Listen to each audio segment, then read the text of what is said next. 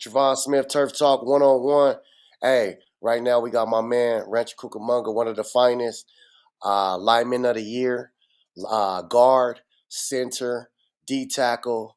You know, he might catch a ball in practice, whatever he does. Mr. Derrick Cooper, a.k.a. Big Baby. How you doing, man? Doing good, doing good. Doing good. Hey, it's always a pleasure to catch up with you. I know I done caught up with you on the sidelines a couple of times. Go ahead and tell the people what school you go to, the positions, and all your accolades. Whatever happened throughout the year, because I know you had a lot of accolades. You've been on a couple of little different shows and stuff like that. So go ahead and saying don't be humble and let the people know. Yeah, I go to Rancho Cucamonga High School. I graduate this year, 2025. I play center, center guard. I played anything, Um, the season went good. The season went good and all. Yeah. We came up short. We didn't want to come through, but things happen. You know, but we still came out with one of our goals is to make the playoffs and perform like nobody, because everybody doubted us because we wasn't. They thought we wasn't going to go to the playoffs. We shut and I, we were wrong. I got you. I got you. Let me jump in there. So for the people that don't know, Big Baby, what's the height and weight so they know exactly what kind of young man we talking about? I'm 6'4", 320. 320. That's a big young man right there. That's definitely open to college opportunities, and we'll talk about that a little later. I want Yeah. to talk a little bit about the beginning of the season, the middle of the season, and the end of the season. I want to talk about you and your growth as far as a person, as far as a player. In the beginning of the season, where was you at mentally and physically? Beginning of the season, I was really like, I'm not gonna lie to anything. I was really like nervous because like how the squad was going like during spring and all that. Hmm. But and then like when we lost 2 games, I had to like lock in. It was like, I'm not about to try to like get rid. So you know what I mean. So I just locked in and just middle of the season came through.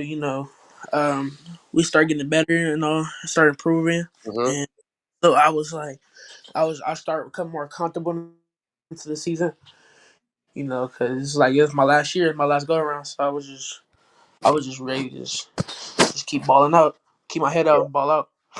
And I want to finish it up. By the end of the season, I've seen you in a couple like you look good, so you felt more comfortable at the end of the season. But that happens to all players, right? Yeah, right. Um, yeah. So at the end of the season, I wasn't ready to lose. Right, I wasn't ready to hang up my pads and all that cleats. I wanted to just keep going. I was going. If I like I said, I was like I always say, if I'm going to go, I'm gonna go with a bang. And so I Hmm. was just playing, balling to the Okay. end. Of, Well, yeah. what was some moments where like nobody had to tell you you did good, where you felt proud of yourself? What were some moments? What games? And what were some of the accomplishments? I'm gonna say one game, it was Bishop Amon game. We came up on top. We lost our starting quarterback. Hmm.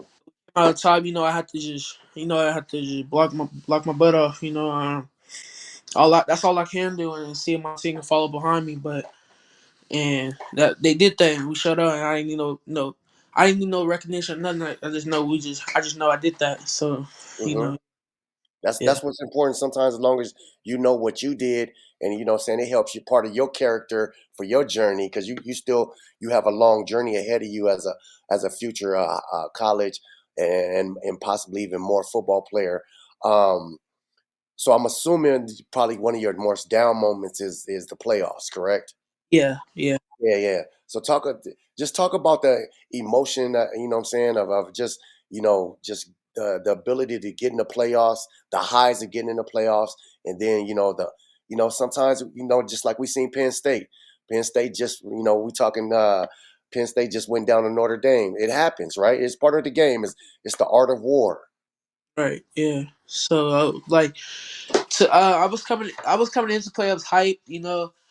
I was coming into playoffs hype because we was playing the team that we really go back and forth with, Marietta Valley. Hmm. We lost to them last year. Well, 2024 we lost them last year in playoffs, close game, and now and then we play them at the beginning of the season, first game. Uh, uh, Playing beginning of the season and we lost, and And then I was like mad at that game. And then coming into the playoffs, we play them again.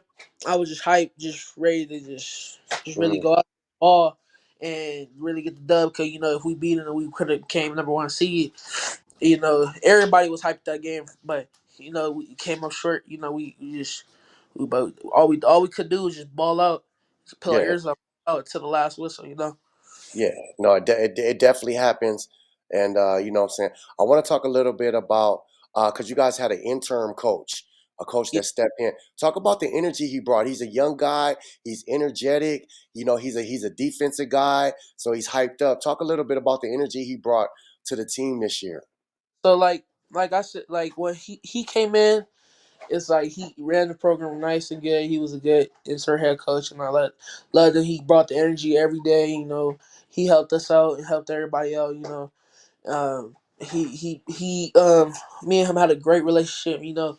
He always tell me great advice, and we always work on stuff. And yeah, that's really he really helped us out and all that. Yeah. Yeah, I want to talk a little about Rancho. Talk about Rancho. Talk about, you know what I'm saying? You got the stage right now. Talk about why kids should go to Rancho. I kind of know why. I know it's DBU. I know Yeah. they always going to battle. I know they always going to be in the mix in the playoffs somehow, some way. So talk a little bit about, why you love Rancho. I see the purple lights in the room. Talk a little bit about why you love Rancho and why other kids should go to Rancho.